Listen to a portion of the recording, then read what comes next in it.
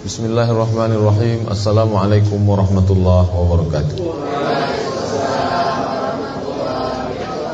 Alhamdulillahirabbil alamin, wassalatu wassalamu ala asyrafil anbiya'i wal mursalin wa ala alihi wa sahbihi wa man tabi'ahu ila yaumiddin. Bapak, Ibu, hadirin hadirat yang dimuliakan Allah Subhanahu wa taala. Judul pengajian kita pagi ini adalah 11 pintu setan. Selama ini kita tahu pintu rumah sakit, pintu gerbang, nah gini pintu setan. Muqaddimah. Apa yang dimaksud dengan pintu setan? Setan masuk ke hati manusia melalui pintu-pintu. Pintu masuk dia ke hati itu yang dimaksud dengan. Ini dia masuk ke hati. Jadi kalau ada orang yang pergi ke tempat maksiat, itu yang digoda bukan kakinya, tapi hatinya. Kalau ada orang yang lidahnya membicarakan aib orang lain, itu yang digoda bukan lidahnya, tapi hatinya. Kenapa? Karena yang menggerakkan seluruh anggota tubuh hati. Bisakah dia masuk ke dalam kalau pintu itu ditutup? Menurut teori ini 11 ini bukan saya mengumpulkan, Imam Al-Ghazali dalam kitab Ihya Ulumuddin. Jadi menurut beliau ada 11 pintu dia masuk ke dalam hati manusia. Setan mengetahui titik-titik lemah. Dia tahu dari mana dia mesti masuk ke dalam, mana celah-celah untuk masuk ke dalam, dia tahu. Cara menjaga diri dari setan adalah dengan cara mengetahui pintu tersebut dan menutupnya rapat. Jadi Al-Ghazali mencontohkan orang yang tidak menutup pintu itu dengan rapat, lalu dia usir pakai a'udzubillah, tak mempan. Kenapa? Karena dia masuk ke dalam. Masuk ke dalam. Mulutnya mengucapkan a'udzubillah, mulutnya membaca ayat kursi, tidak bisa. Kenapa? Karena dia belum sempat masuk ke dalam. Setan itu sudah bersemayam. Kalau setan masuk ke hati manusia, maka pandangannya akan menjadi pandangan setan, telinganya telinga setan, pikirannya pikiran setan, pikiran kotor, pikiran setan. Ketika sudah menjadi mata setan, telinga setan, pikiran setan, lalu berusaha mengusir setan, ya tak bisa. Masa setan mengusir setan? Tak bisa. Dia hanya bisa diusir ketika pintu-pintu ini ditutup. Jadi Al-Ghazali paham betul tentang masalah ini. Kenapa? Karena Al-Ghazali ini dia banyak menyelami masalah hati manusia. Dia seorang sufi, seorang ulama tasawuf. Jadi menurut teori beliau bahwa setan itu masuk ke dalam hati manusia melewat celah-celah pintu ini. Kalau ini ditutup, dia tak masuk ke dalam. Hati diumpamakan Al-Ghazali seperti benteng. Jadi ini kota, lalu kota ini dikelilingi benteng. Kalau benteng ini pintunya tertutup rapat, dia masuk, tak akan mungkin musuh masuk ke dalam benteng. Kenapa? Pintu tertutup rapat. Tapi kalau sampai benteng tidak dijaga, ada pintunya yang lupa dikunci atau memang tak tertutup, maka masuk musuh ke dalam. Kalau sudah masuk musuh ke dalam, itu sulit. Kenapa? Karena dia sudah merasuk ke dalam celah-celah pintu-pintu setan masuk ke dalam hati. Itulah yang 11 itu. Tapi menurut Al-Ghazali bukan 11, banyak sekali, ratusan. Tapi yang besar-besar, yang kalau ditutup yang ini, insya Allah yang lain tertutup. Maka menurut Al-Ghazali 11. Apa saja pintu setan masuk ke dalam? Yang pertama marah. Marah itu bukan dari setan. Marah itu dari kita. Ketika kita marah, di situ setan masuk. Orang kalau sudah marah, dia lupa ayat, dia lupa hadis, dia lupa kalau dia paham, dia lupa dia mengerti. Ketika orang marah, di situ baru setan masuk. Jadi tak selamanya juga setan ini salah kalau menurut teori ini. Jangan sikit-sikit setan itu disalahkan, sikit-sikit salah. Setan itu pun kalaulah bisa dia bicara dengan kita, dia komplain juga. Iya, sering sekali setan itu dijadikan kambing hitam. Dikit-dikit salah, sedikit-dikit salah.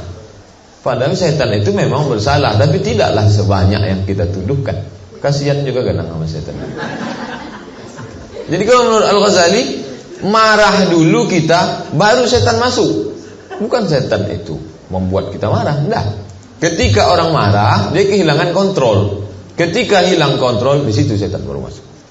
Jadi marah itu menurut Al-Ghazali seperti bius. Kalau udah cerita bius, bapak dan ibu lebih paham, karena lebih banyak bersentuhan dengan jarum bius daripada saya. Kalau orang sudah kena bius, dia lupa, kehilangan kontrol. Begitulah orang marah. Bapak ibu pernah marah, ketika marah lalu badan terasa ringan, semua sumpah serapah, bukan hanya binatang, kebun binatang keluar. Semua diucapkan. Setelah itu sadar, kehilangan, waktu biusnya hilang baru sadar. Astagfirullahaladzim, menyesal saya Pak Ustadz. Apalagi menyesal, hati orang udah hancur berderai. Kalau batu, kayu patah bisa disambung, tapi kalau sudah hati manusia luka karena mulut kita, susah. Walaupun kita minta maaf, setiap ketemu dengan kita 100 kebaikan kita, sekali kita sumpah serapah, yang 99 dia tak ingat. Yang dia ingat, dulu ibu itu kasar sekali cakapnya dengan saya. Yang baik-baik dia tak ingat. Oleh sebab itu sebelum keluar kita ingat dulu. Tapi biasa orang kalau sudah kena bius ini, bius marah, lupa semua. Hilang ayat, hilang marah. Makanya kata Nabi, laisa syadidu bisur'ah. Orang yang kuat bukan orang yang menang bergulat. Di Makkah dulu ada namanya pasar Ukaz. Tiap tahun dibuat, ada lomba menulis syair, ada lomba bergulat. Lalu ada yang menang gulat itu dipuji, hebat si anu menang gulat. Apa kata Nabi? Laisa syadidu bisur'ah. Orang yang kuat bukan yang menang gulat itu. Yang menang gulat itu bukan orang yang kuat, itu fisiknya. Orang yang kuat kata Nabi, man yamlik nafsahu indal ghadab. Orang yang mampu mengendalikan dirinya waktu marah. Kenapa? Karena ketika marah dia mampu mengendalikan dirinya, dia mampu melawan setan. Melawan pegulat mudah, tapi melawan setan itu banyak orang yang tak mampu. Mengapa Nabi katakan orang yang mampu menahan marah dia paling kuat, kalah pegulat? Karena ketika itu dia mampu melawan setan. Oleh sebab itu jangan sampai kita marah. Ketika kita marah, situ setan masuk. Makanya dalam hadis diajarkan kalau kita marah sedang berdiri suruh duduk. Kalau kita sedang marah cepat berwudu. Datang sudah mulai mau marah, wudu. Dan kita hindari sebab-sebab yang membuat kita marah. Nah, kita sadar bahwa diri kita pemarah. Lalu kita, apa sebab saya marah? Saya biasa kalau mengajar tatap muka pertama saya sampaikan. Saya minta kerjasama, kita akan ada 16 tatap muka, potong pertemuan pertama, potong mid semester, potong akhir semester. Kalau kalian sedang tak mood, jangan masuk kelas. Kalau terlambat 15 menit, tak usah masuk. Saya tak pernah marah. Oleh sebab itu, jangan. Kalau udah 4 kali tak datang, tak usah masuk ujian. Tahun depan kan masih ada lagi. Jadi di awal kita udah antisipasi. Kita kasih tahu apa yang membuat kita marah. Ketika marah itu datang, langsung kita ingat. Fa idza fa'alu fahishatan, ketika orang melakukan perbuatan maksiat, marah bagian dari perbuatan itu, zakarullah, langsung ingat Allah. Astagfirullahaladzim. Astagfirullah itu untuk mengerem. Jangan rem diinjak, gas diinjak juga. Seringkali kita salah. Astagfirullahnya jalan, sumpah serapahnya jalan. Tidak, kalau kita marah, maka kita istighfar, kita berwudu, dipadamkan api gejolak marah yang kata Nabi dari jilatan api neraka. Maka dipadamkan dia dengan wudu, kita berwudu. Nah itu, jadi orang ketika marah dia seperti terkena bius, dia lupa. Setelah biusnya hilang, baru dia ingat, baru dia menyesal, baru menetes air mata. Apalagi nasi sudah jadi bubur, tak ada lagi bisa diperbaiki. Oleh sebab itu, sebelum marah kita kenali diri kita. Halakam ru'un lam ya'rif qadrahu. Celaka orang yang tak kenal dirinya. Kita kenali diri kita. Apakah kita ini orang yang model cepat marah? Apa yang membuat kita marah? Mengapa kita marah? Lalu kita hindari. Andai terjadi, lalu kita lakukan cepat-cepat ingat. Ada istilah bahasa Jawa, eling-eling, cepat ingat. Zikir kepada Allah Subhanahu wa taala. Ketika tentara akal lemah akal, maka tentara setan datang menyerang. Ketika orang dalam keadaan konsentrasi, dia ingat ayat, dia ingat hadis, dia ingat zikir, dia ingat berselawat, setan tak masuk. Tapi ketika dia terkena bius, lemah, dikuasai oleh amarah, ketika itu daya akal lemah, disitulah setan masuk. Ketika pintu terbuka, masuk dia ke dalam. Kalau sudah masuk ke dalam, susah mengusirnya. Oleh sebab itu ini teori disampaikan Imam Al-Ghazali. Ketika manusia marah, setan mempermainkannya seperti anak kecil mempermainkan bola. Mengapa bola itu bisa diputar ke kiri, ke kanan, dilempar ke atas, ke bawah? Karena dia tak punya kuasa. Mengapa orang yang sedang marah tak punya kuasa? Karena dia kena bius. Maka kita disuruh cepat sadar, menyadarkan diri. Menyadarkan orang lain mudah, menyadarkan diri sendiri jauh lebih sulit. Oleh sebab itu kita mengontrol diri. Dari Abu Hurairah radhiyallahu anhu, datanglah seorang laki-laki bertanya kepada Nabi. Apa kata dia? Ausini ya Rasulullah, berikan pesan kepadaku. Apa kata Nabi? La taghdab, jangan marah. Dia tanya lagi, beri pesan lagi ya Rasulullah. Kata Nabi, la taghdab, jangan marah. Dia tanya lagi, kasih lagi ya Rasulullah. Kata Rasulullah, la taghdab, jangan marah. Berapa kali dia tanya, Nabi katakan, la taghdab, la taghdab, la taghdab, jangan marah. Mengapa kata Nabi jangan marah? Ketika kita marah, kita sedang mengatakan, ahlan wa sahlan ya syaitan, welcome to my heart, I am coming, kata syaitan. Oleh sebab itu kita kenali diri, hindari marah. Andai pun marah, langsung cepat ingat, zakarullah fastaghfiru lidzunubihim, minta perlindungan. A'udzubillahi minasyaitonir rajim. A'udzubillahi minasyaitonir rajim. Dari Abu Hurairah radhiyallahu anhu, apa kata Nabi? Laisa syadidu bisur'ah, orang yang kuat bukan yang menang bergulat. Wa innamas syadidul ladzi yamliku nafsahu 'indal ghadab, orang yang kuat, orang yang sanggup mengendalikan dirinya ketika dia marah. Artinya apa? Marah itu ada dalam diri manusia. Siapapun dia ada marah. Bedanya apa? Bedanya ada yang mengendalikan marah, ada yang dikendalikan oleh amarah. Jadi marah bukan dari syaitan, marah dari diri sendiri. Menurut Al-Ghazali, lewat marah itulah syaitan masuk ke dalam hati manusia. Tapi jangan pula terlalu melo. Habis mendengar pengajian ini langsung tak marah-marah. Apapun dilakukan tak marah. Jangan marah, karena kata Pak Ustaz, kalau marah berarti masuk syaitan. Anda boleh marah. Kapan? Marah karena Allah. Jadi Nabi pun pernah marah. Apa kata Nabi? La yantahiyanna rijalun an tarkil jamaah. Hendaklah mereka yang meninggalkan salat berjamaah itu berhenti. Kalau tidak, la uharriqanna buyutahum, aku akan membakar rumah mereka. Kira-kira masuk akal tak bunyi kalimat begini Nabi mengucapkannya sambil senyum? Aku akan bakar rumah mereka. Tak mungkin. Aku akan bakar rumah mereka. Marah, ini ungkapan marah. Loh, katanya jangan marah.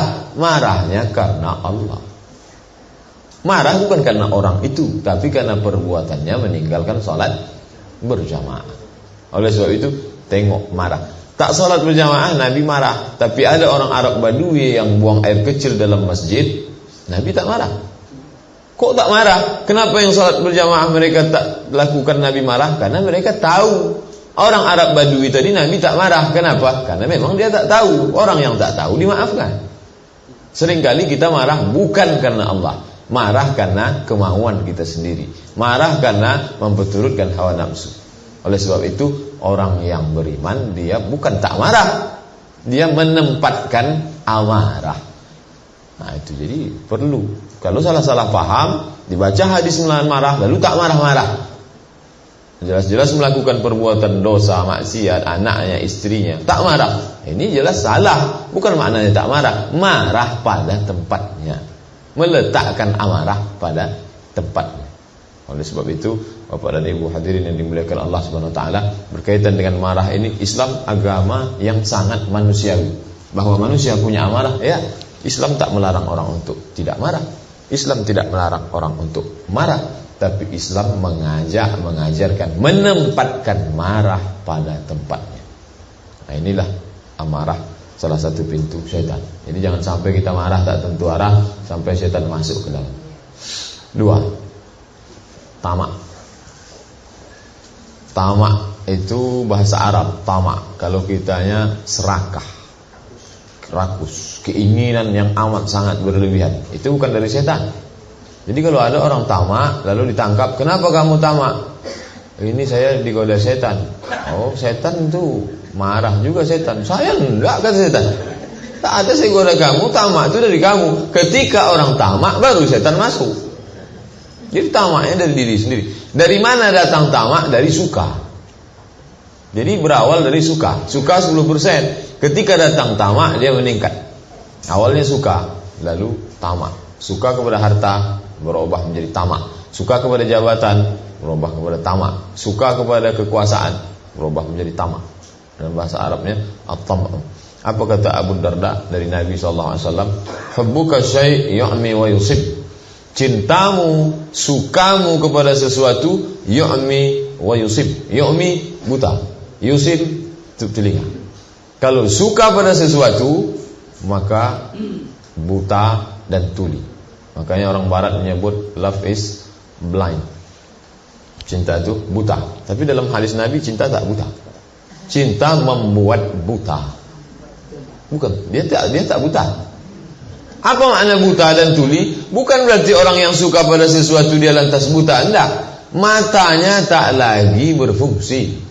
Sama macam kita tegak, lalu ada orang menginjak kaki kita. Kita bilang, kamu buta ya? Bukan berarti dia buta, matanya tetap melek, tapi tak berfungsi seperti yang semestinya. Orang kalau sudah suka sesuatu, matanya tak berfungsi, telinganya tak berfungsi. Apa maknanya? Dia tak lagi melihat raut wajah orang yang mengejek sebagai bentuk ketidaksukaan. Cuek. Dia tak lagi memperdulikan cakap orang, gunjingan orang. Cuek. Apa? Kalau begitu dia tak dengar. Dia dengar, tapi tidak menimbulkan efek. Na'udzubillah.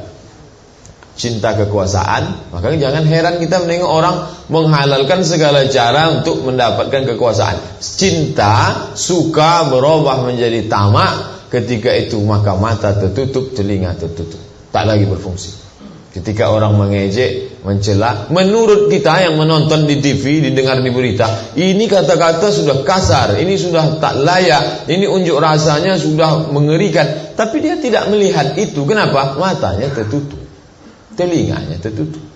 Apa yang menutup itu? Rasa suka yang ada di dalam. Jadi boleh jadi yang kita tengok dengan yang ditengok orang, objeknya sama tapi efeknya berbeda. Mengapa berbeda? Karena kita menengoknya dengan mata yang berfungsi, dia melihat dengan mata yang tak berfungsi, sehingga tak memberikan dampak apa-apa. Sekasar apapun cakap, sehebat apa, saya yakin Bapak dan Ibu pernah mengalami sendiri atau menengok orang lain yang sudah dinasehati pakai cakap kasar, pakai halus, tak lagi. Apa sebab? Karena tamak sudah bersarang di dalam. Ketika orang tamak diawali dari suka, lalu kemudian tamak, disitulah baru masuk setan ke dalam. Kenapa? Dia sudah membuat satu lubang dalam hatinya untuk setan masuk ke dalam. Tamak diawali dari rasa suka. Makanya dalam Al-Quran kita selalu diwanti, kita selalu diingatkan, jangan suka kepada sesuatu, kepada orang melebihi suka kepada Allah Subhanahu wa ta'ala. Basirah, basar, cahaya mata, penglihatan. Penglihatan hati disebut basirah. Cahaya hati akan memberitahukan pintu setan. Akan tetapi ketika tertutup oleh tamak, maka ia tak dapat melihat. Kita punya basirah, setiap orang punya. Itu yang disebut Allah dalam Al-Quran, la ta'mal absaru walakin ta'mal qulubul lati fis sudur. Yang buta bukan matanya, tapi hatinya. Apa yang menyebabkan hati buta? Tamak. Ketika hati belum buta, dia bisa bedakan. Tapi ketika sudah dikuasai tamak, maka tak lagi bisa membedakan mana hak, mana batil. Ketika itu barulah masuk setan. Saat itu setan mendapat kesempatan untuk menghiasi segala sesuatu. Makanya jangan heran ketika menurut kita ini haram, menurut kita ini tak boleh, menurut kita ini dilarang, tapi menurut dia wajar-wajar saja. Yang saya lakukan ini tak salah, saya kan tak ganggu kamu. Mengapa menurut kita haram, menurut dia halal? Zuyyina lahum su'u a'malihim. Setan menghiasi. Setan sudah mulai bermain. Tapi yang membukakan pintu di awalnya dia. Setan hanya menambah setelah pintu itu terbuka. Menurut Imam Al-Ghazali. Sampai kapan dia hiasi itu? Sampai terlampiaskan apa yang ingin dilakukan setan, meskipun pada yang haram. Oleh sebab itu jangan sampai kita ketika nasihat tak lagi masuk. Kenapa? Karena serakah sudah menutup telinga. Wa fi udhunihim waqra, di telinga mereka ada sumbat. Wa ala absarihim ghishawah, di mata mereka ada selaput. Apa yang menutupi itu? Tamak. Na'udzubillah. Ini pintu kedua masuknya setan ke dalam hati. 3, kenyang.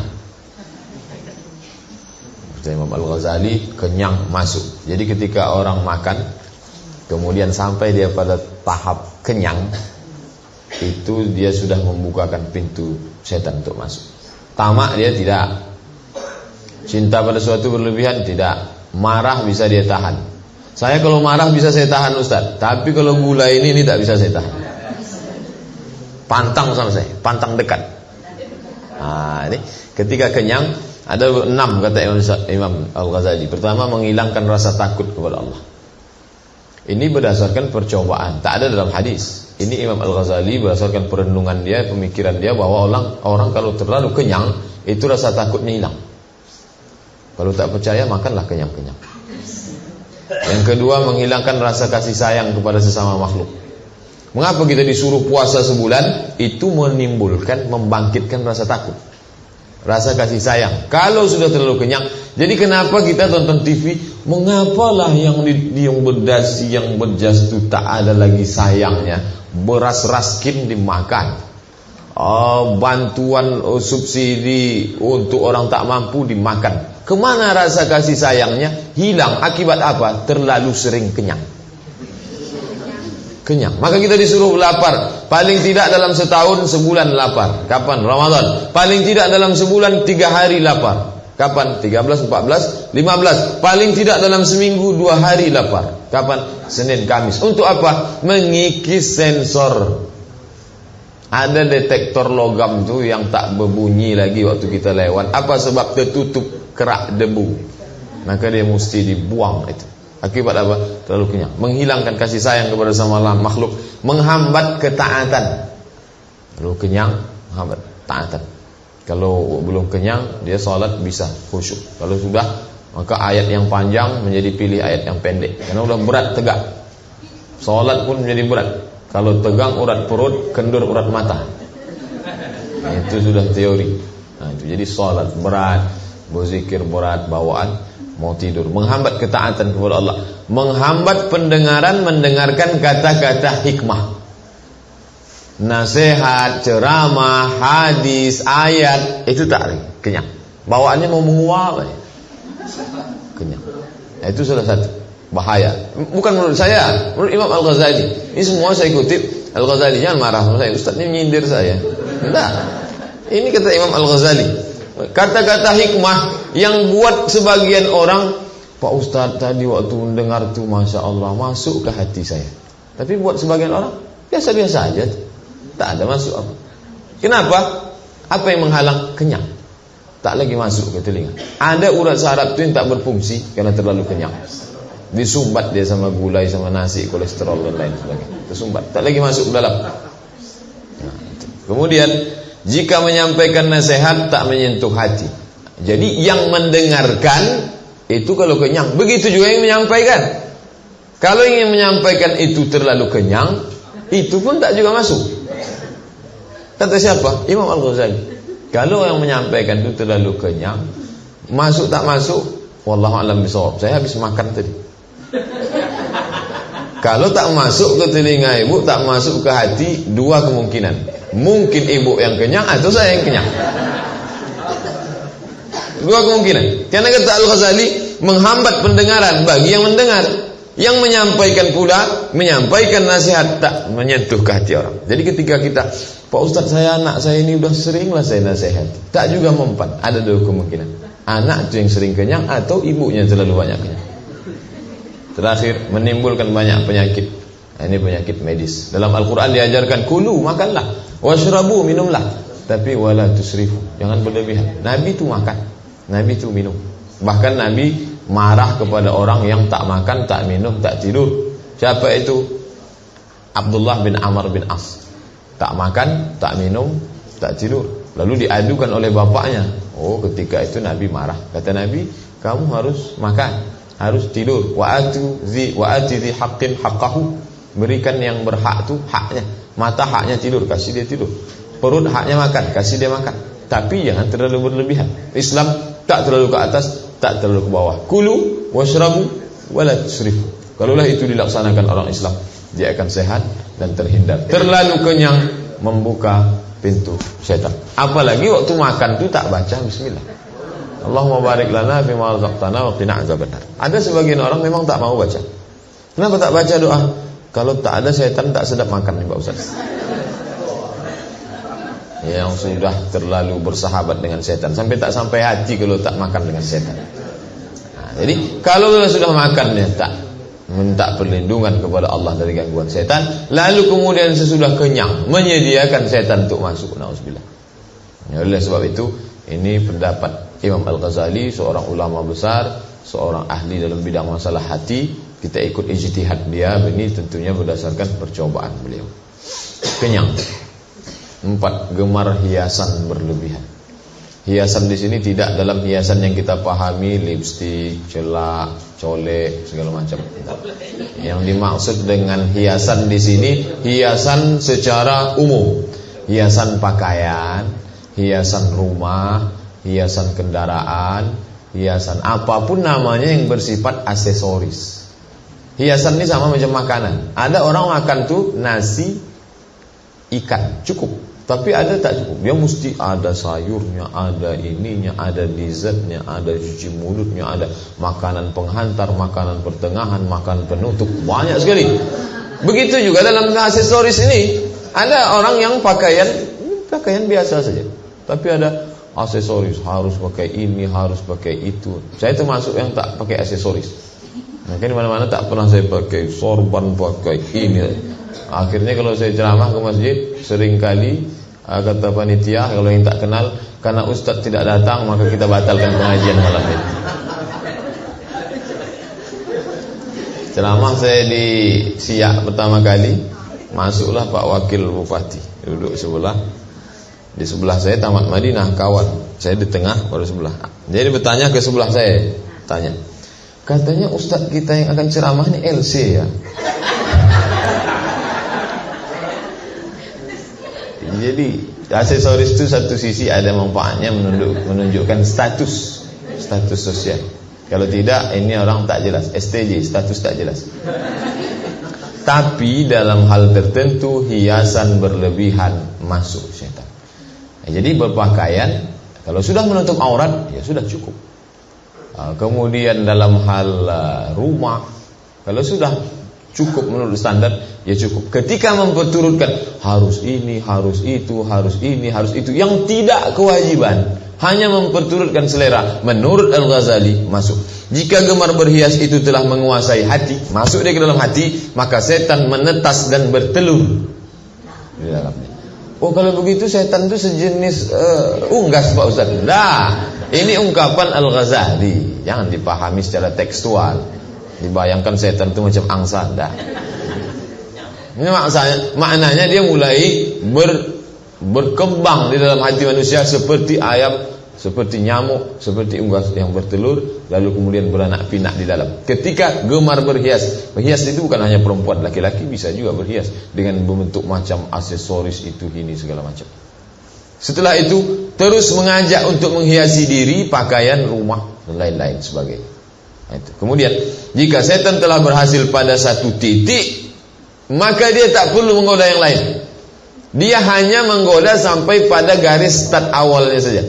Sesudah dia berhasil pada satu, yang selanjutnya dia sudah biarkan. Saya tak goda kamu lagi, kamu jalan sendiri saja ya.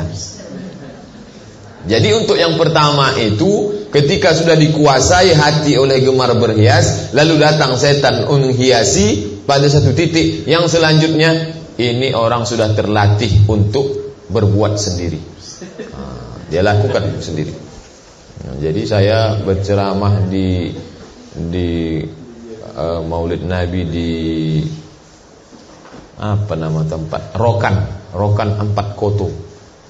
Ditanyalah sama panitia, Pak Ustaz ada menyebut ke saya, katanya setan itu pensiun Pak Ustaz. Saya tak tahu itu apa katanya. Katanya pensiun gara-gara perbuatan manusia itu sudah sama seperti setan. Jadi setan tak perlu lagi merasa perlu bekerja, sama perbuatan. Nah, ini salah satu contoh. Ketika dia sudah pada satu titik, 2, 3, 4 selanjutnya dia tak perlu goda lagi. Kenapa? Karena sudah bisa berbuat sendiri. Jika setan telah berhasil pada satu titik, maka ia tak perlu menggoda lagi, karena akan otomatis berjalan sendiri. Jadi jangan salahkan setan. Kalau ketika Sudah ini, mau ini, mau ini, mau ini, mau ini, itu setan tak lagi menggoda. Itu kita sudah berbuat sendiri satu selera dengan selera setan, sehingga kita tak lagi bisa membedakan apakah ini kita atau setan.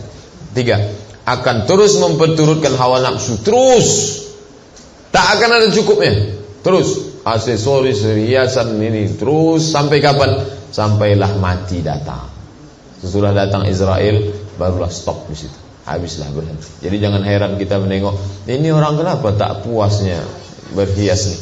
Mengapa tak pernah ada berhenti sampai kematian datang? Yang pertama disuntik, karena udah turun masukkan plastik ke dalam. Suntik habis itu hidung suntik. Kenapa tak selesai? Semua udah disuntik. Sekilo masuk plastik ke dalam badan. Apa yang membuat nih? Langkah pertamanya setan, tapi selanjutnya kita sudah heran. Kita yang masih sehat heran. Kenapa? Karena mata kita berfungsi, telinga kita berfungsi. Tapi orang yang ini mata sudah tuli, mata sudah buta, telinga sudah tuli, tak lagi ada fungsi. Jadi kita mesti bedakan. Tak semuanya, Al-Ghazali ingin menjelaskan, tak semuanya salah setan. Setan hanya masuk ke dalam hati, pintu kita yang membuka. 5, terlalu mengharap pada orang lain. Boleh berkawan dengan orang, boleh punya harapan pada orang lain, boleh minta pada atasan, tapi ketika terlalu over berharap, maka apa yang terjadi? Ada 6. Jika rasa terlalu berharap telah menguasai hati, maka setan menumbuhkan rasa senang mencari muka, ria. Akhirnya apa? Cakap dipoles selembut mungkin, kemudian melakukan sesuatu supaya ditengok. Itu pemicunya apa? Bukan setan. Setan hanya membungakan di dalam hati. Itu awalnya dipicu oleh terlalu berharap pada orang lain. Oleh sebab itu dilarang, jangan terlalu banyak berharap pada orang lain. Bahwa kita ada interaksi sosial, tapi jangan pula dipahami lalu memutuskan kontak hubungan dengan orang. Ini pun salah. Kita tetap berinteraksi sosial, kita tetap punya atasan, kita tetap punya bawahan, kita tetap punya orang yang kita harapkan bantuannya, tapi kita tidak mengharapkan terlalu berlebihan sehingga menyebabkan kita akhirnya cari muka. Ini istilah bahasa kita, dengan perbuatan yang tidak semestinya. 2, selalu berpikir untuk menyenangkan. Selalunya berpikir untuk menyenangkan. Asal bapak senang, yang penting senang. Jadi laporan itu benar atau tidak, fiktif tak penting. Yang penting bapak senang. Itulah yang membuat Soeharto dulu lama bertahan di atas. Ketika ditanya bawahan-bawahan, apa saya masih layak jadi presiden? Bapak dari Sabang sampai Merauke menginginkan bapak untuk tetap di atas. Apa sebab? Rasa yang berlebihan kepada atasan. Yang penting senang. Dia tak lagi halal haram, tak layak tak layak. Yang penting atasan saya ini senang. Terlalu berharap pada orang lain. Dan ini tidak hanya pada hubungan atasan bawahan di kantor, hubungan suami istri bisa juga. Hubungan antara ustadz dan jamaah bisa juga. Hubungan antara rekanan bekerja bisa juga. Yang penting orang lain senang. Tak lagi penting apakah ini ridha Allah atau tidak, apakah ini boleh atau tidak. Yang penting senang. 3, sanjungan tidak sesuai dengan kenyataan. Kalimat yang keluar mulai hiperbola, kalimat yang keluar mulai bombastis, tak lagi sesuai dengan kenyataan. Silap-silap jatuh kepada hipokrit, munafik. Apa sebab? Karena terlalu berlebihan mengharapkan orang lain. 4, sikap pura-pura, lain di hati, lain di mulut. 5, meninggalkan amar ma'ruf nahi mungkar. Tak lagi berpikir tentang amar ma'ruf nahi mungkar. Amar ma'ruf kalau saya ajak dia buat baik, dia tersinggung, tak perlu saya ajak. Nahi mungkar kalau saya buat dia ajak larang nahi mungkar, dia tersinggung, tak perlu. Maka amar ma'ruf tak jadi, nahi mungkar pun tak jadi. Akibat panitia pun kadang yang mengundang-undang ustaz ini bisa juga, karena terlalu berharap pada atasan, akhirnya takut atasannya tersinggung, dipesankan, Pak Ustaz nanti jangan singgung-singgung masalah jilbab ya. Ini istri Pak kepala dinas ini belum pakai jilbab lagi. Bisa jadi. Akibat apa? Takut. Ketakutan yang berlebihan. Lebih takut dari atasan daripada takut kepada Allah Subhanahu wa taala. Akhirnya mengesampingkan, menomorduakan Allah Subhanahu wa taala. Keenam, sampai pada tingkat seolah-olah sembahannya lebih takut kepada yang dituju itu daripada Allah Subhanahu wa taala. Nah, ini terlalu berharap pada orang lain. Tak boleh terlalu berharap. Berharap hanya kepada Allah Subhanahu wa taala. 6. Sikap terburu-buru, sikap tergesa-gesa. Teorinya, amal itu dilakukan setelah paham. Paham itu butuh perenungan. Perenungan itu butuh waktu. Kita mau sholat, kita mesti paham dulu. Paham butuh belajar. Belajar butuh waktu. Setan membisikkan. Pertama kita tergesa-gesa. Itu dari kita. Buru-buru. Setelah buru-buru, lupa, hilang kontrol, masuk setan. Sikap buru-buru, makanya disebut sikap buru-buru membuka pintu setan. Sikap terburu-buru menghalangi kematangan berpikir. Apapun namanya, dalam tubuh kita ini dia butuh waktu. Salah satu yang butuh waktu adalah proses berpikir otak. Ketika kita buru-buru, otak tak berpikir, maka jatuh dalam kesalahan. Ketika itu setan masuk. Kesempatan setan memasukkan kejahatan tanpa disadari ketika buru-buru. Maka kita dituntut untuk tidak melakukan sesuatu secara tergesa-gesa. 7. Harta kekayaan. Tapi tidak harta kekayaan titik. Harta kekayaan ini terbagi dua.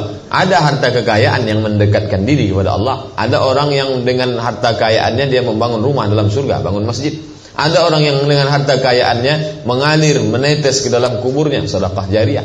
Ada orang yang dengan harta kekayaannya dia membangun naungan di bawah arsy Allah ketika dia bersedekah. Tapi ada harta ini jenis yang kedua, melalaikan. Setiap melebihi takaran, maka tempat bertenggernya setan. Seorang menemukan 100 dinar, berjalan dia di jalan, lalu dia tengok ada 100 keping dinar. Apa yang terjadi? Apakah dia bersyukur lalu titik? Setelah dapat 100 dinar, maka muncul keinginan bermacam-macam. Akhirnya apa? Yang 100 itu kurang. Sebelumnya tak ada ide untuk itu, ini tak ada. Sebelum dapat 100, bahkan dia mungkin berpikir, kalau adalah 100 dinar tuh rasanya udahlah cukuplah dunia ini. Tapi ketika dapat 100 dinar, mulai lahir, muncul pemikiran, ide baru. Ketika dapat, maka yang dia butuhkan lebih daripada itu. Padahal sebelum menemukan 100 dinar, keinginan itu tidak ada. Setiap bertambah pendapatan, maka akan bertambah keinginan. Setiap sesuatu mengundang sesuatu yang lain. Berpikir sesuatu, ingin sesuatu yang lain, berantai, terus. Sampai kapan? Akhirnya terjerumus ke lembah jahanam. Na'udzubillah. Oleh sebab itu, harta kekayaan umat Islam wajib kaya, karena sebagian ibadah itu terlaksana kalau ada harta. Tapi jangan sampai harta itu termasuk kategori yang melalaikan dari Allah Subhanahu wa ta'ala. 8. Bakhil. Pelit, kikir. Bakhil mencegah berinfak. Ada orang yang sudah siap-siap mau berinfak, tiba-tiba datang bakhilnya, berhenti. Bakhil mengajak menumpuk harta. Jadi bakhil ini tidak ingin yang ada pada dirinya keluar, akhirnya tertahan. Bakhil ini ingin supaya yang ada di luar masuk ke dalam. Nah, jadi dua cabang bakhil. Satu yang di dalam dipegang, dua milik orang lain ditarik. Nah, ini pekerjaan bakhil. Bakhil ini dari manusia. Kemudian ketika orang bakhil, maka dia buka pintu setan masuk. Akhirnya setan membumbui bakhil tadi sehingga menjadi tidak lagi merasa bersalah dan merasakan kenikmatan dalam kebakhilan. Kemudian senjata terampuh setan adalah rasa takut miskin. Ditanamkannya ke dalam hati itu. Setelah orang tadi bakhil, disuntikkannya ke dalam hati rasa takut miskin. Jangan kamu sedekah, nanti kalau kamu sedekah susah, habis ini sekarang. Berentet pikiran terus. Ini semua berawal daripada bakhil. 9. Fanatisme.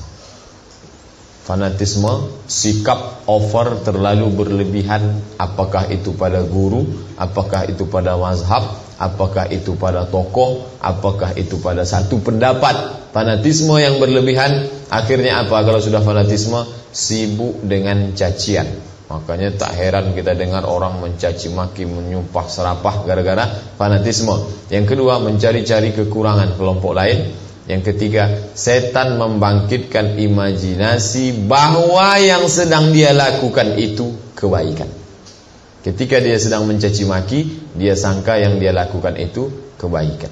Ada dua orang perempuan, satu jilbabnya pendek, satu jilbabnya panjang. Yang panjang mengejek yang jilbabnya pendek. Itu tidak syar'i itu. Dia sangka dia sedang melakukan kebaikan. Padahal sebenarnya setan sedang membangkitkan imajinasi.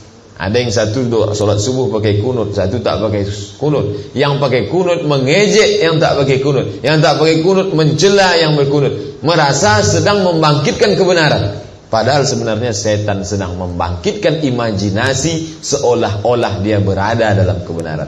Itu yang disebut Allah dalam surah Al-Kahfi, wa yahsabuna annahum yuhsinuna sun'a. Mereka menyangka sedang berbuat baik, padahal sebenarnya dia sedang dipoles setan merasa berbuat baik. Nauzubillah. Inilah godaan yang paling banyak, yang paling tidak bisa dilepaskan umat Islam. Kalau godaan minum khamar, orang tahu. Orang yang minum khamar tahu bahwa ketika minum itu dia salah. Orang yang berzina tahu bahwa ketika berzina itu dia salah. Tapi ketika orang melakukan ibadah, dia sangka ibadah itu baik, ternyata ibadah itu hanya imajinasi setan, dianggap baik padahal tidak baik. Itu yang kita sulit membedakan. Oleh sebab itu kita mesti menghilangkan diri dari fanatisme. Salah satu cara menghilangkan diri fanatisme, ilmu, keyakinan, pemahaman yang benar. 10. Berfikir tentang zat Allah. Memikirkan hal-hal yang tak terjangkau akal. Berpikir Allah itu di mana, bentuknya bagaimana, kehidupannya bagaimana. Kita hanya disuruh beriman dengan sifat-sifat Allah. Kalau ditanya Allah itu siapa? Allahu Ahad, Allahu Samad, lam yalid wa lam yulad wa lam yakul lahu kufuwan ahad. Bagaimana Allah? La ta'khudhuhu sinatun wa la naum.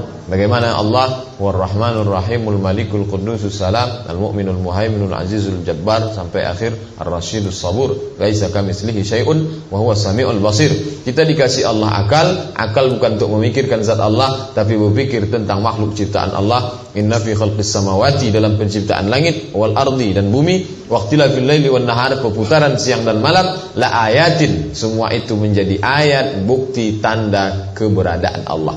Tapi ketika orang salah, akal ini dipakai untuk memikirkan zat Allah, maka itu pintu setan masuk.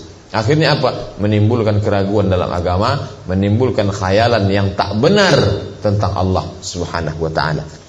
Oleh sebab itu para ulama menutup pintu ijtihad, mentakwilkan ayat-ayat mutasyabihat, cukup mengimani sebagaimana apa adanya. Ini sebagian ahlut tafwid. Untuk apa? Menghindari berpikir tentang zat Allah Subhanahu wa ta'ala, karena akal tak sanggup untuk memikirkannya. 11 terakhir, su'udzon kepada sesama. Su'udzon datang dari kita, prasangka. Lalu kemudian ketika orang bersu'udzon, terbuka hatinya, setan masuk membumbui su'udzon. Jadi jangan heran ketika su'udzon pertama terbuka, lalu kemudian orang menikmati su'udzon. Awalnya su'udzon hanya di hati, lalu berubah ke lidah, lalu tertarik berbicara. Akhirnya waktu 1 jam tak cukup hanya untuk berprasangka, prasangka. Makanya di awal itu harus tutup langsung. Ya ayyuhalladzina amanu, hai orang beriman, ijtanibu katsiran minadh-dhann, jauhi prasangka. Ini ungkapan penyair. Wa ainur ridha an kulli aibin kalilah, walakin ainas sukhti tubdil masawaya. Apa maknanya? Rasa suka membuat buta terhadap semua cacat, kebencian menampakkan semua keburukan. Kalau sudah suka, sebesar apapun cacatnya hilang. Kalau sudah benci, sekecil apapun aibnya tampak. Itu sudah hukum alam. Itu sudah syairnya gitu. Oleh sebab itu, maka kita disuruh suka karena Allah, benci pun karena Allah, bukan karena mengikutkan perasaan, mengikutkan prasangka. Kenapa? Karena prasangka sesuatu yang tak ada kepastian di dalamnya. Apabila terapi mengusir, apakah terapi mengusir setan? Apakah cukup dengan zikir dan ucapan auzubillah? Menurut Al-Ghazali, menutup pintu-pintu tersebut dan membersihkan hati dan sifat tercela. Jadi kata beliau, bukan mengusirnya dengan auzubillah, bukan la ilaha illa huwal hayyul qayyum, Kalau dibukakan 11 pintu itu masuk dia ke dalam, lalu diucapkan juga auzubillah, maka mubazir. Orang mubazir saudara syaitan. Menurut Al-Ghazali caranya tutup pintu itu rapat, bersihkan hati, barulah mengucapkan auzubillah dan doa-doa. Apabila sifat tersebut telah dibersihkan, maka setan hanya menciptakan lintasan dalam hati. Hati bersih, pintunya terkunci, hanya ada lintasan. Terlintas suuzon, terlintas prasangka, lintasan itulah yang diusir dengan astaghfirullah, diusir dengan Allahu la ilaha illa huwal hayyul qayyum, diusir dengan a'udzubillahi min hamazatis syayatin. Selama dia tidak tertutup, lalu bercampur aduk antara setan dengan zikir, akhirnya dia tak berfungsi sebagaimana mestinya. Lintasan-lintasan itu dapat diusir dengan zikir. Jadi kalau menurut Al-Ghazali bukan zikir, tapi lintasannya yang diusir oleh zikir itu hanya terjadi ketika sudah ditutup. Perumpamaan, seorang yang berzikir tapi tetap membiarkan hatinya terbuka karena pintu-pintu 11 pintu di atas, seperti seorang yang mengusir anjing dengan bentakannya. Dia teriakkan, "Hus, pergi kamu sana." Tapi tangan kanannya memegang daging dan tulang yang busuk. Kira-kira anjing itu pergi atau tetap mengikuti? Tetap mengikuti. Ini perumpamaan Al-Ghazali. Jadi tetap mengusir, astagfirullah, la ilaha illallah, wallahu akbar, la haula wala quwata illa billah, auzubillahi minasyaitonir rajim. Baca juga doa maksurat. Sementara tangan kanan memegang daging busuk. Oleh sebab itu perumpamaan Al-Ghazali, buang kunci, barulah ucapkan doa-doa itu. Jadi Al-Ghazali memberikan ijtihad yang baru tentang hubungan interaksi antara manusia dengan setan. Itu ijtihad beliau, bisa diterima, bisa tidak. Tapi saya sebagai seorang pembaca, membaca pendapat-pendapat Al-Ghazali, beliau memang ahli dalam bidang masalah hati. Dalam kitab Ihya Ulumuddin yang diakui ulama, masalah tazkiyatun nafs, pensucian hati, itu kitab Ihya merupakan salah satu kitab yang dapat dijadikan pegangan dalam masalah. Itulah yang dapat saya sampaikan. Mudah-mudahan setelah mengetahui pintu-pintu ini, kita berusaha untuk menutupnya, menguncinya, dikunci rapat-rapat, dibuang kuncinya ke laut supaya jangan terbuka sama sekali. Kemudian setelah itu barulah tinggal lintasan-lintasan yang ada. Lintasan-lintasan itu baru kita usir dengan istighfar, dengan zikir dan lain sebagainya. Terima kasih perhatian Bapak dan Ibu. Mudah-mudahan ada manfaatnya, membuat kita lebih waspada terhadap hati, senantiasa membersihkan hati dari setan, dan konsentrasi, muhasabah, muraqabah dan lain sebagainya. Terima kasih atas segala perhatian. Mungkin ada hal yang ingin ditanyakan berkaitan dengan ini, akan kita bahas. Aqulu qawli hadza astaghfirullah li wa lakum. Wassalamualaikum warahmatullahi wabarakatuh.